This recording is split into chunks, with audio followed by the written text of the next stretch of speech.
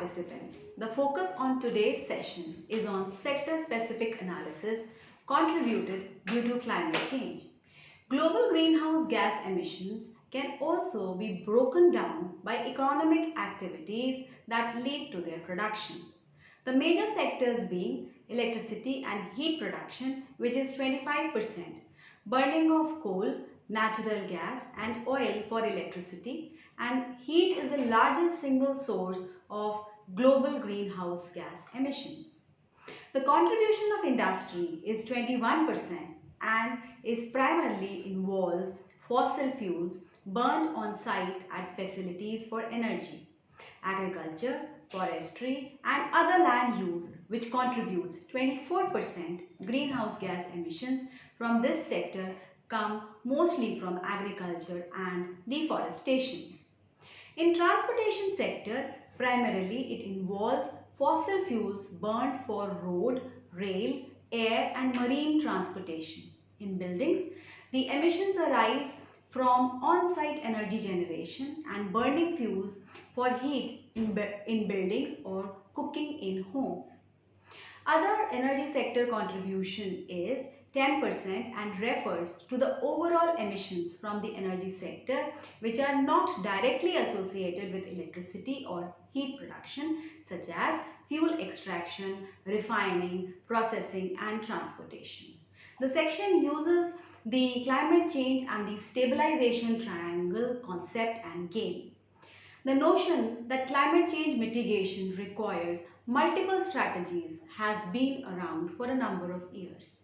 The objective is to stabilize carbon dioxide concentrations under 500 ppm for the next 50 years, using wedges from a variety of different strategies which fit into the stabilization triangle.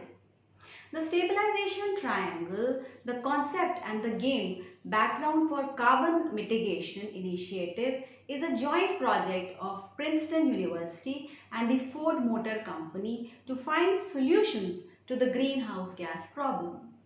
To emphasize the need for early action, the concept of stabilization wedges was developed that need to be cut out of predicted future carbon emissions to avoid a doubling of atmospheric carbon dioxide over pre-industrial levels. The term stabilization wedges is coined or a set of individual strategies needed to reduce 1 billion tons of carbon emissions per year to achieve a flat path of carbon emissions. The session further builds upon how can we build it. To pace with global energy needs at the same time, the world must find energy technologies that emit little to no carbon, plus develop the strategy for carbon storage. Many strategies available today can be scaled up to reduce emissions by at least 1 billion tons of carbon per year by 2055. This reduction is denoted by a wedge of a triangle. By embarking on several of these wedge strategies now, the world can take a big bite out of the carbon problem instead of passing the whole job on to the future generations. The sectors such as transport, building, industry, non-energy sectors which includes energy, forestry, land use change and forestry and waste are discussed in the session in detail. It is estimated that at present, buildings contribute as much as 1/3 of the total global greenhouse gas emissions, primarily through the use of fossil fuels during their operational phase. If the desired targets for greenhouse gas emission reductions are to be met, decision makers have to tackle emissions from the building sector with much greater seriousness and vigor than they have done to the date. They need to make the mitigation of greenhouse gas emissions from buildings the cornerstone of every national climate change strategy. The industry sector is an important direct and indirect source of greenhouse gas emissions.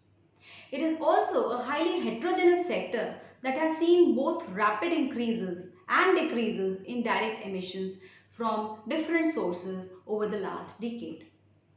There are two key areas of greenhouse gas emissions in the industry sector. First being the emissions from the energy use in industry, and the second being the emissions from the industrial processes.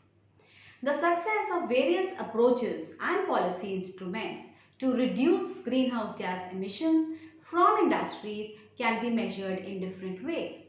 For the greenhouse gas emission reductions beyond business as usual scenario, policies need to be economically efficient and minimize impacts on the competitiveness. The policies also need to be feasible to implement and provide encouragement to invest in a low carbon future. Climate change is turning the lives of farmers upside down and is fundamentally changing the way agriculture is practiced. Drastically different weather patterns, shorter growing seasons, extreme weather, and many other changes pose daunting problems for smallholder farmers around the world, especially in the tropics.